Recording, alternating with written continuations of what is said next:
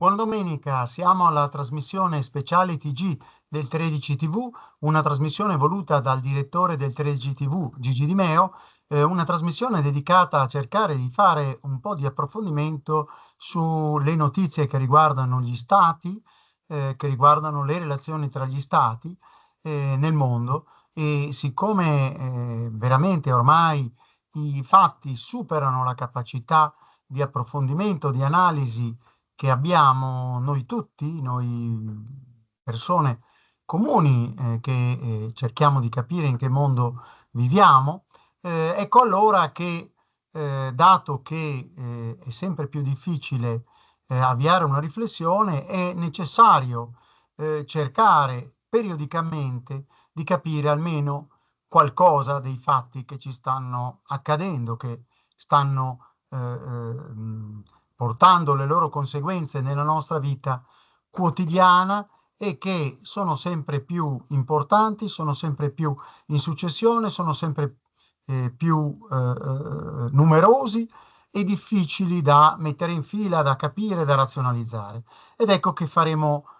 quindi anche questa domenica 11 agosto con voi questo tentativo di così riflessione a voce alta, di approfondimento con qualche competenza che ci deriva dal gruppo Istoria,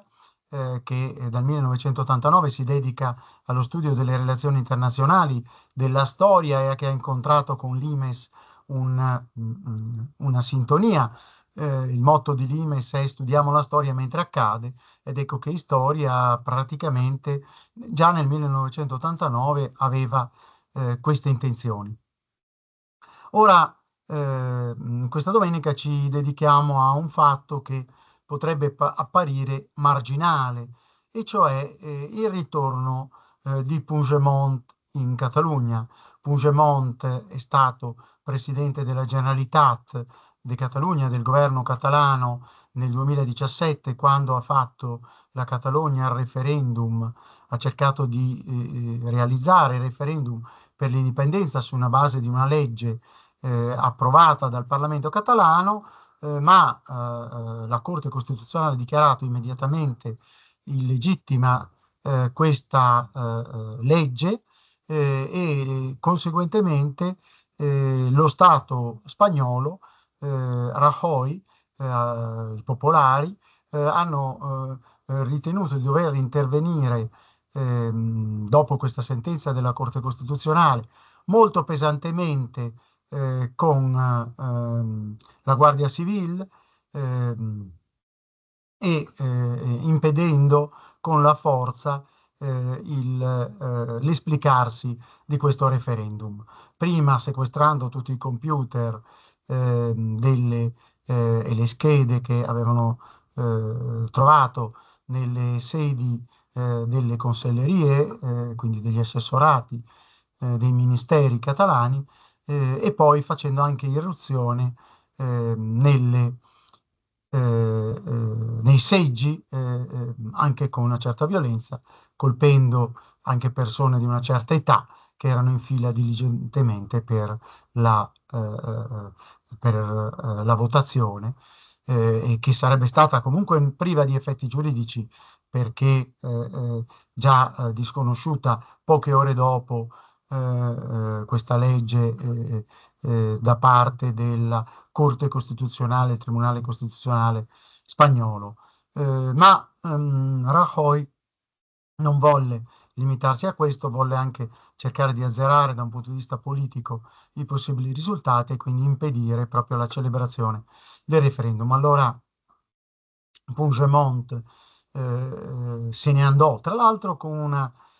scena rocambolesca come quella dell'8 agosto, di giovedì 8 agosto, dove attraverso delle macchine, delle automobili, è riuscito a scappare come un novello Houdini dall'Arc de Triomphe di Barcellona. E quella volta Puigdemont, inseguito dall'elicottero perché andava la mattina in teoria a votare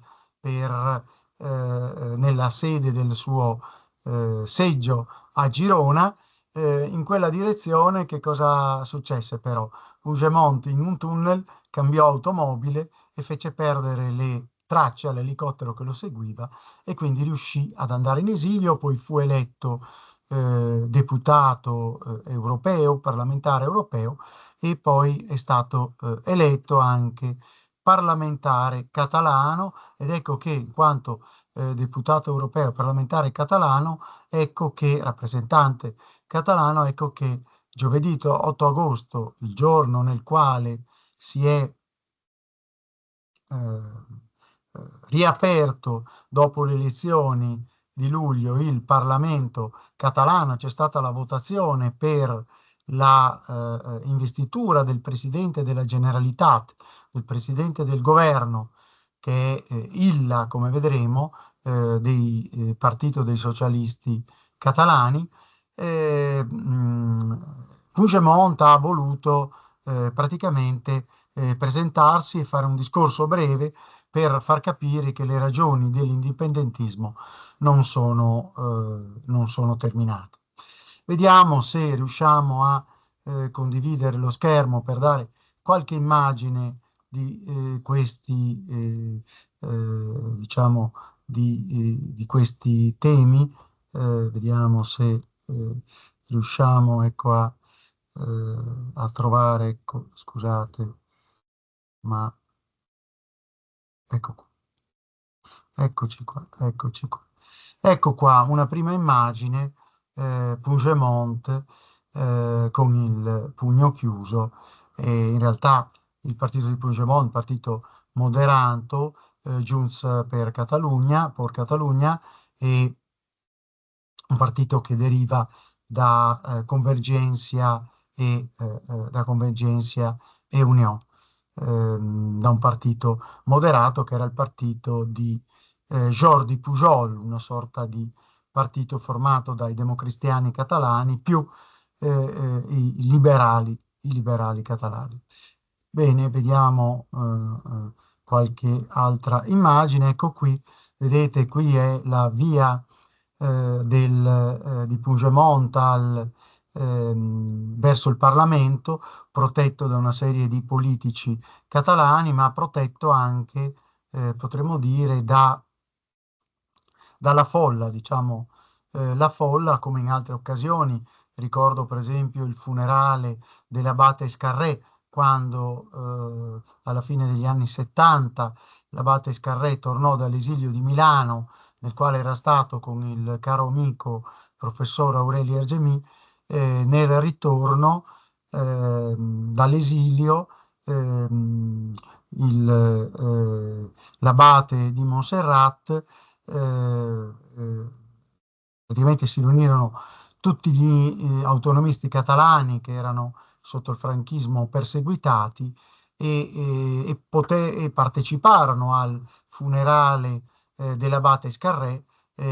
con lo scudo della gente che impedì alle forze dell'ordine di catturarlo. La stessa cosa più o meno è capitata ieri, ieri, no, scusate, giovedì, qualche giorno fa, giovedì 8 agosto a Barcellona. Ecco qui, vedete, è riuscito ad arrivare in un punto chiave con un palchetto improvvisato. Carles Puigdemont, questo è l'Arc de Triomphe che è vicino alla Cittadella e quindi è vicino al Parco della Cittadella nel quale si trova anche l'edificio del Parlamento catalano, quindi qualche minuto a piedi e c'è il Parlamento catalano e contemporaneamente giovedì 8 agosto nel Parlamento catalano si stava facendo l'inaugurazione del Parlamento dopo le elezioni del luglio si stava eleggendo Salvador Illa con i voti del Parlamento Socialista della Catalogna, con gli indipendentisti oggi moderati di Esquerra Repubblicana, con il partito Comuns, una piccola forza di sinistra, che sono riusciti a raggiungere gli 89 seggi. Qui vedete molto agguerrito Puigdemont che in meno di 6 minuti è stato cronometrato, ha fatto un discorso nel quale ha parlato, vedete che forza, ha parlato del diritto di autodeterminazione dei popoli, dicendo che non abbiamo il diritto a rinunciare, che il diritto di autodeterminazione è dei popoli e che quindi l'obiettivo di questa comparsa di Puigdemont in pubblico, perché era già arrivato, tra l'altro io quando ero ai primi di agosto proprio a Barcellona, la televisione di lingua catalana ha dato la notizia dell'arrivo di Puigdemont in, in, ehm, in città, e però i giornali, io mi ero stupito che per esempio l'Avanguardia non aveva dato notizia di questo fatto, ma solo la televisione catalana, di lingua catalana, non aveva dato notizia di questo arrivo. Ecco qui, un po' per mascherare questa importanza politica del ritorno di Puigdemont del ritorno di Puigdemont a Barcellona. Tenete presente che Puigdemont aveva fatto, poi vedremo anche le foto, l'accordo con Sánchez, offrendo gli aiuti, i voti di Junts per Catalogna al Partito Socialista per la formazione dell'attuale governo che governa la Spagna. In cambio aveva chiesto il riconoscimento di autonomia, ma anche l'amnistia per 1400 esiliati e incarcerati catalani. Questa legge è stata approvata il 24 maggio del 2024, il 20 maggio del 2024, ma il Tribunale Supremo ha ritenuto che questa legge sull'amnistia non si applica al reato di appropriazione indebita aggravata, della quale sarebbe responsabile Puigdemont per cosa? Per aver indetto un referendum illegale, poi dichiarato illegale o comunque abolita annullata la legge che indiceva al referendum, la legge del Parlamento catalano dal Tribunale Costituzionale catalano e conseguentemente aver continuato a cercare di esercitare questo referendum spendendo dei soldi pubblici. In realtà, tra l'altro, i soldi, penso alle schede, penso a molti aspetti, erano la donazione di un grande, importante industriale catalano, ricco catalano, che aveva donato i soldi proprio per i fondi per fare questo referendum. Quindi anche da questo punto di vista ci sono dei problemi nell'accusa a Puigdemont di appropriazione indebita oppure di terrorismo. Di terrorismo, diciamo, per certi versi questa accusa non sta in piedi perché non sta in piedi? Non sta in piedi perché le compagnie aeree, l'accusa di terrorismo era per aver ostacolato i trasporti aerei, ma i trasporti aerei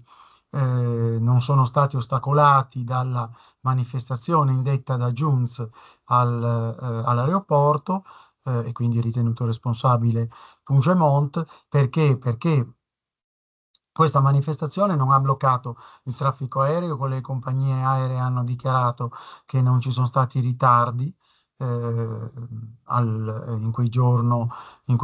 all'aeroporto di Catalogna. L'unico morto è stato dichiarato dall'ambasciata francese, perché era francese, che è morto per infarto e non per assalti o per cose di questo tipo. Quindi ecco che già l'accusa di appropriazione indebita, insomma, il mandato di cattura che c'è stato a Puigdemont in questi giorni è piuttosto dubbio, ecco, ma è piuttosto dubbio anche sì, proprio il concetto di reato per appropriazione indebita alla situazione di fatto.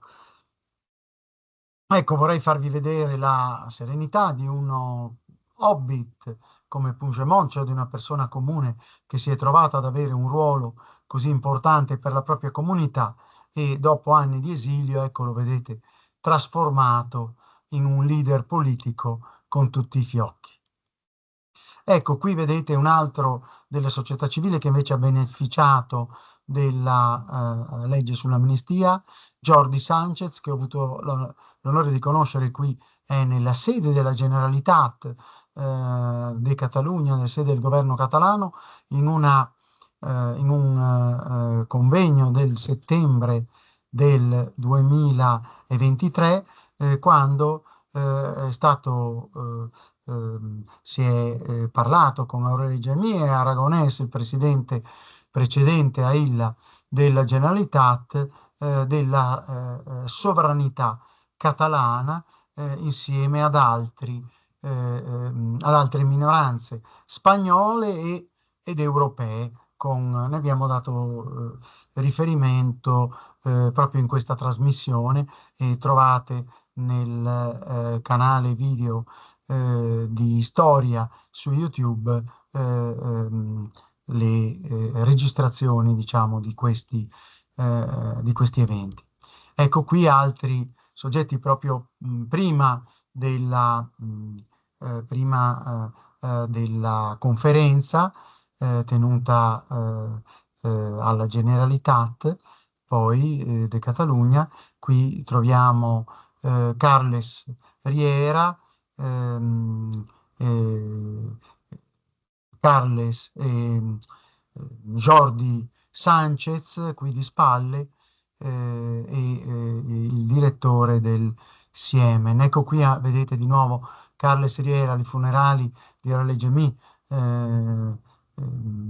nei primi di aprile. Qui di nuovo Carles Riera, presidente della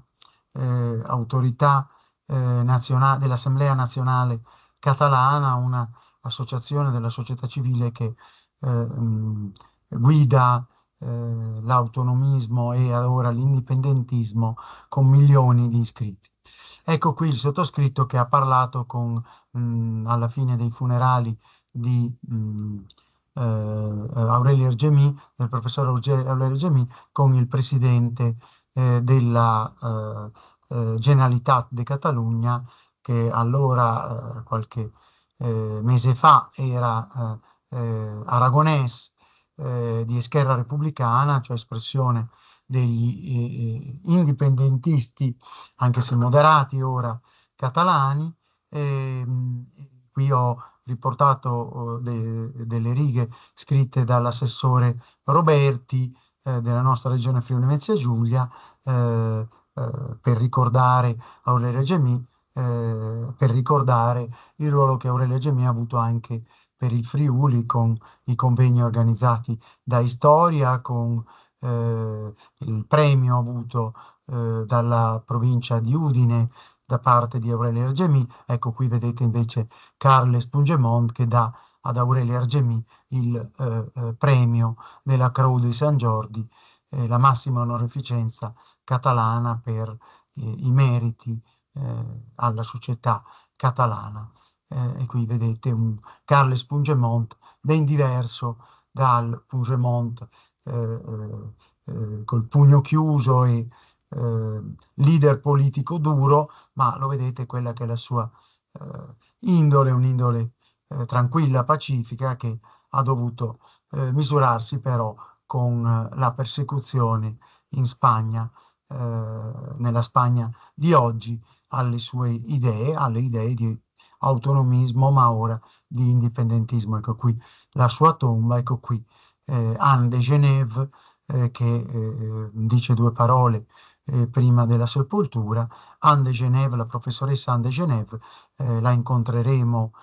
in questi giorni di agosto e faremo anche molto probabilmente un resoconto della situazione attuale della Catalogna e un ricordo pubblico